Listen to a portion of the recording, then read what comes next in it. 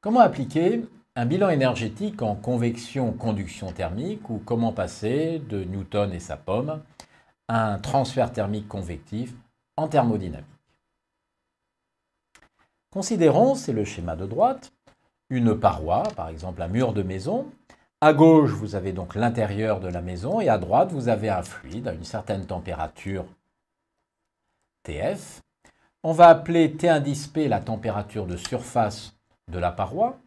Vous avez des phénomènes de convection, comme des rouleaux de convection au niveau de la surface de la paroi, avec l'existence d'une couche limite de quelques millimètres entre la paroi et le fluide, avec une température constante TF.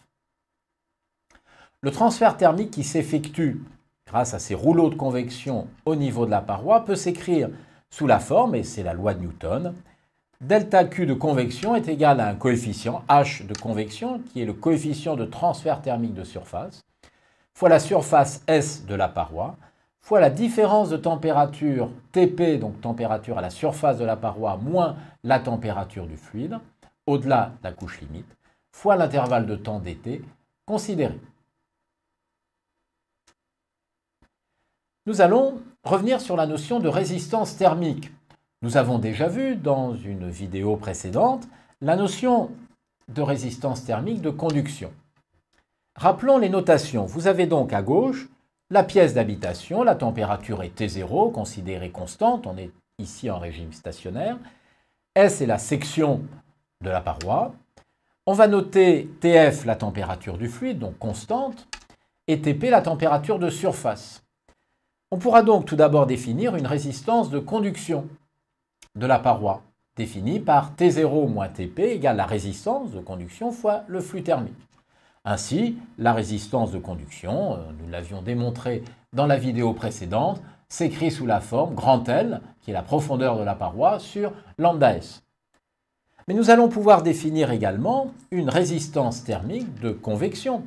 Nous avons vu, d'après la loi de Newton, que ce même flux phi, qui est le même, est égal à H de convection fois la surface fois la différence de température.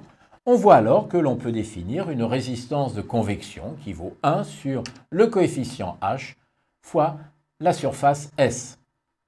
On pourra ainsi en déduire que la résistance thermique totale de la paroi sera égale à la somme de la résistance de conduction et de la résistance de convection, ce qui peut se traduire par un schéma qui ressemble énormément à un schéma électrique, où l'on a placé les potentiels, les températures ici, T0, TF, voire même TP, les différences de température ou les différences de potentiel, T0 moins TP, TP moins TF, et les résistances en série, avec non pas l'intensité électrique, mais bien ici le flux thermique.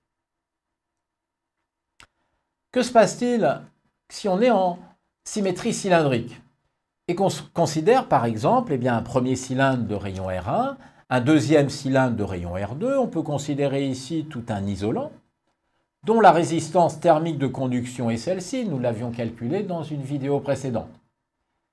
Quelle va être maintenant la résistance de convection? Parce qu'ici, au niveau de la paroi, vous avez, on vient de le voir, un phénomène de convection. Cette résistance s'écrit tout simplement 1 sur le coefficient d'échange H fois la surface latérale extérieure qui vaut tout simplement 2pi R2 fois la hauteur considérée grand L. On en déduira ainsi que la résistance thermique de notre tuyau sera la somme R de conduction et R de convection. En symétrie sphérique, on peut faire exactement le même travail. On utilisera le résultat que nous avions démontré dans la vidéo précédente. Et il suffira de rajouter 1 sur le coefficient H fois cette fois la surface de la sphère extérieure, 4pi R2 au carré. Et la résistance thermique de l'ensemble sera encore la somme. Passons maintenant à les LED de refroidissement. C'est un exemple qu'il faut prendre un peu sous forme d'exercice.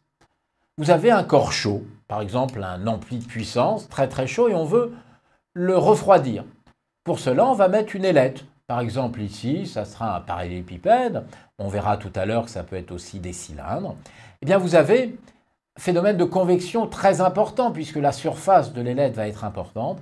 Et donc le fluide environnant va pouvoir ainsi capter plus facilement, entre guillemets, la chaleur du corps chaud et le refroidir de manière efficace. Je vous propose ainsi l'exercice suivant.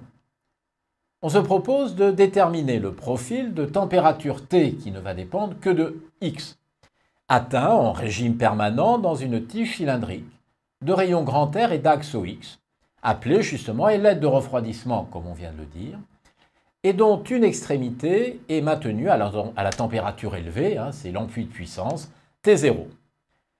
L'ailette, qui est supposée de longueur infinie, n'est pas isolée, littéralement. Et on suppose que le transfert thermique sur la surface latérale avec l'atmosphère à la température constante TA, qui est supposée être plus petite que T0, est du type conducto-convectif et va donc vérifier la loi de Newton. Voilà alors le schéma de principe qui va nous permettre de raisonner. Plaçons-nous à l'abscisse X sur l'ailette cylindrique de refroidissement et nous allons faire un bilan thermique comme on a fait lors de la première vidéo sur les phénomènes de transfert thermique par conduction. On considère ainsi la surface de gauche à l'abscisse X et celle de droite à l'abscisse X plus dx. L'intérieur est notre système. Il est alors facile, comme dans la première vidéo, de montrer que le flux thermique ici par conduction conduit à une expression du style habituel, moins la dérivée du vecteur J par rapport à X, fois la surface ici latérale, celle que l'on vient de définir, pi fois grand R au carré, où grand R est le rayon de l'ailette, fois dx, fois dt. Donc ça, c'est le terme classique que l'on avait déjà vu qui traduit le phénomène de conduction à travers l'ailette. Mais il faut rajouter maintenant le terme de convection sur la surface latérale. Eh bien, d'après la loi de Newton, ce terme vaut le coefficient H fois la différence de température T, donc de l'ailette, moins la température extérieure, fois la surface latérale de l'ailette, 2pi grand R, fois dx, fois dt, égale à 0. Et on met un moins devant, car il s'agit bien ici du flux qui est reçu par l'ailette et non pas reçu par le fluide environnant. Cette équation se simplifie sous cette forme-là en utilisant bien évidemment ici la loi de Fourier qui nous dit que le vecteur J thermique de conduction ici vaut moins lambda fois le gradient de la température, c'est-à-dire la différentielle dt sur dx. On obtient ainsi la dérivée seconde de la température par rapport à x moins 2h sur lambda grand R fois la température égale le même coefficient fois TA. Je vous laisse résoudre cette équation différentielle et montrer que la température en x vaut T0 moins TA fois l'exponentielle de moins x sur une constante grand D plus la température extérieure. Grand D est le coefficient égal à la racine de lambda grand R sur 2h. On voit que quand x va tendre vers l'infini ou même au bout de quelques valeurs de grand D, 5D par exemple, eh bien la température de l'ailette est déjà égale à la température de l'air environnant. Et on vérifie bien que pour x égale à 0, la température est bien égale à la température de l'ampui de puissance T0. Mais alors quel est l'intérêt de l'ailette de refroidissement? On peut calculer tout d'abord, première manière, le flux qui s'échappe de l'ampui de puissance en x égale à 0.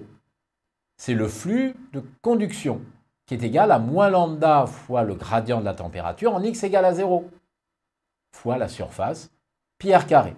On obtient ainsi lambda sur grand D fois pi r carré fois T0 moins TA.